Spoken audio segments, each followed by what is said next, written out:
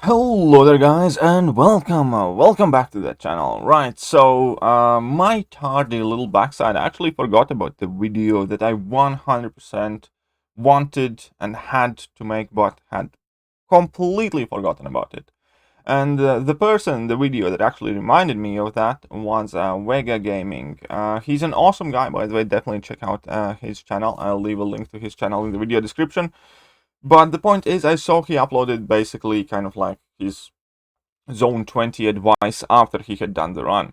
And before I actually attempted my own Incursion Zone 20 push, I did upload a video where I went over some of the main points that I thought would be the most important, and to be absolutely frank, most of them actually were extremely relevant. So let's take a look at them first, what they were scouting. Scouting's definitely the MVP, still stand by that. Swap out was important, not maybe as important as I thought it is going to be, but it definitely played fairly huge role in the higher rooms. Now, low health swaps, where I went over champions that would be very beneficial if you want to kind of like ensure extension of your health and life. That wasn't as important because when you actually try to push the zone incursion, at the very least, I adopted a bit different approach and I didn't do almost any of these low health swaps. These are still extremely useful when you want to push as high as you possibly can without using units or items, but I didn't use them as much as I thought I would. No LC, no double edge. Truth of the matter is you kind of end up sometimes swapping the masteries, and because I ended up quitting out our first attempt at zone 14, I definitely can attest that without suicide masteries it is cheaper and easier. So yeah, that is a fair point. Do not run liquid courage double edge. They will just increase the cost of your run, if not flat out force you to change the masteries. Willpower was an MVP. Boosts were very important, especially the power boosts. Like for instance, I was running Corvus. I did not time out a single time with Corvus, but I was running Corvus. And the reason why Corvus was so effective even in zones 19, 20, and even without Suicide Masteries was the power boost plus all the artificial attack modifiers. So that is also something worth discussing, and defensive hacks definitely came in handy. However, all of these things were the ones that I was advising people before. However, there are things that I obviously learned from my run and things that I can advise even further now. Right, so we're gonna put this text up and we're gonna go over additional points after the run. Scouting is still MVP, and it cannot be understated how important it is to scout every single fight. And unlike your casual Incursions run where you just kind of like pick a side and figure out which one would be less annoying opponent, you actually end up scouting all 4 nodes, both of the mini bosses, and work together much closer with your partner when you are trying to make sure you get to that zone 20. So that requires even more effort. However, there is another interesting point, is that you do not want to really double up on any of the champs on the team. For instance, it might seem intuitive to bring Aegon in, both of you, but the truth of the matter is that it's very rare when both of you would need that. Aegon, for instance, because Aegon can cover X amount of fights, and your partner can handle that. So instead of bringing in Aegon, you should be ramping up Morningstar at the same time. The point is, you should not be running the same amount of champions, because then you would be doubling up on the utility. Now, there are exceptions to that, but in general, I think it is a very helpful thing just to have as many champions available to you as possible at a run when you need to deal with all of these nodes, because you can just obviously send the champion that's more beneficial to whatever side you want to. So not using the same champions as your partner is also quite important, in my opinion. And this one is maybe going to be a bit controversial, but do not miss a rare hack. And what I mean by that is, do not try to heal at end of the room. Do not try to revive at end of the room if you are trying to push for zone 20. At the very least, that was my approach.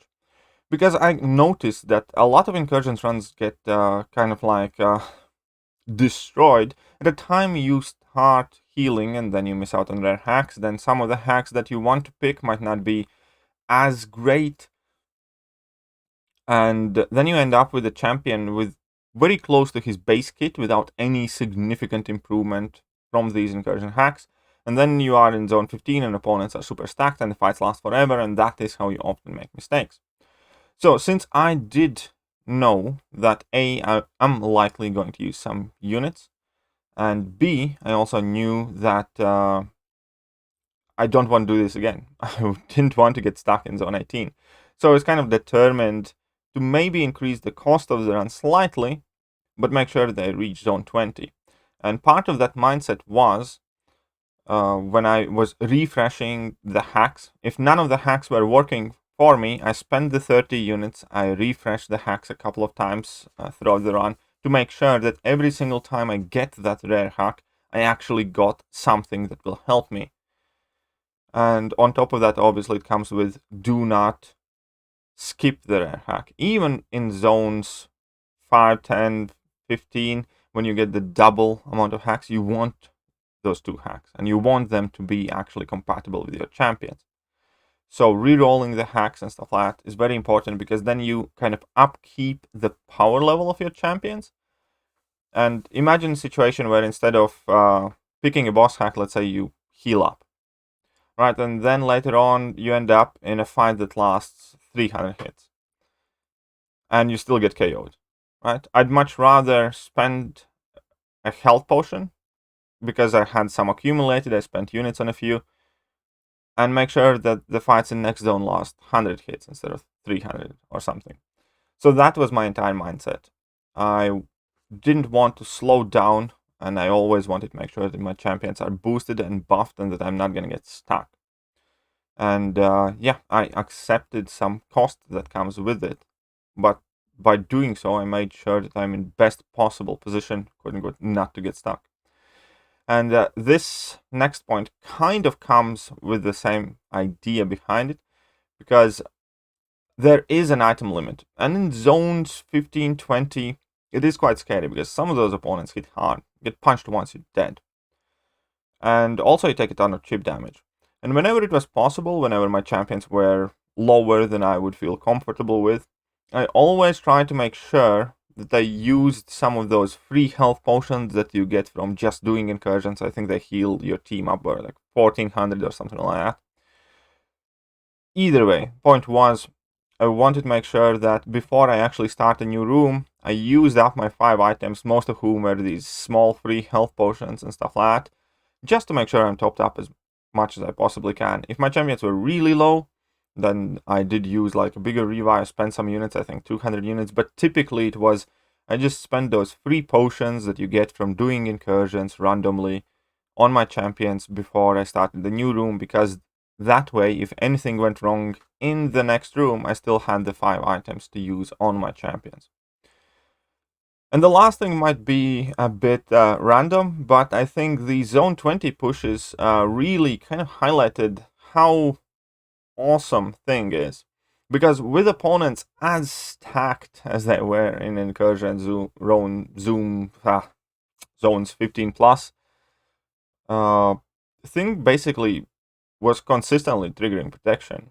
Every parry, every block hit, every hit in the face, protection was up. And if you can max Sig thing, Sig 200 thing, then it's virtually indestructible. And Thing was, I think, one of the MVPs for a lot of people who ended up getting to zone 20. So keep that in mind. I personally, my 6-star rank 3 is not Sig 200, so I didn't feel too comfortable bringing him in. But my partner Pod, who's an officer in my alliance, did use the thing, and it was helpful, and it is genuinely kind of like safe option and one of the best options for high room incursions, which is awesome. Now for my personal run, I started the run using Corvus, Apocalypse, and Magneto. Apocalypse's heal was quite handy, and then obviously Magneto was perfect with most of the metal champions, and Corvus, again, because of the attack modifiers, was doing splendid job. And later on in the rooms, I ended up swapping out Apocalypse for either Namor, later on for Quake. I think I brought in something else along the way to counter specific options. So I did do some swapping, not as much as I thought I would, because Magneto worked excellent. Corvus was putting in serious work. I think at 2 rooms in a row, I had like very, very stacked Nick Fury mini bosses. and for most part, Corvus just destroyed those fights with the power boost back. And yeah, that was absolutely awesome. But overall, we didn't have the worst, we didn't have the best RNG. I think it cost me about 1900 units. I'm sure I could have cut the cost down by half easily, but again, I was approaching it from better safe than sorry, and I don't want to do this twice kind of position. So these are kind of like my combined points. Probably both of them are important, not probably both of them are important, so you should still keep in mind both of the sets there. As in, like, scout, swap out, don't run suicides, max willpower, willpower was MVP, boost up, big defensive hacks, and then yeah, try not to double up the champions to their partner. Don't miss out on rare hacks if you want to push the zone 20, because if you don't have the support of those OP hacks, the entire thing becomes a lot more difficult. And yeah, heal before you start new room if you can. And do not forget, thing can be ridiculously option in the later rooms. And that would be kind of like my conclusions of the run. I thoroughly did enjoy the entire thing. Again, it's a huge kind of like stain on the entire event that there is that pesky incursions bug flying about, and it generally does irritate me, because for a moment it was very exciting. It was very fun. I loved trying to push the zone 20. Felt excited in the game. Fortunately, that excitement was kind of like stained a bit with the fact that I knew that there are people who just have infinite rare hacks and can do just whatever, and how to put hardly any effort to get to zone 20. But still, it nonetheless was interesting, was fun, I enjoyed it. Would love to do it again if it comes back at some point, hopefully after the bug is fixed. All that being said, let me know if you have any more additional points to add. Drop them in comment section. But that is me done for today, and I am going to catch you guys soon. See ya!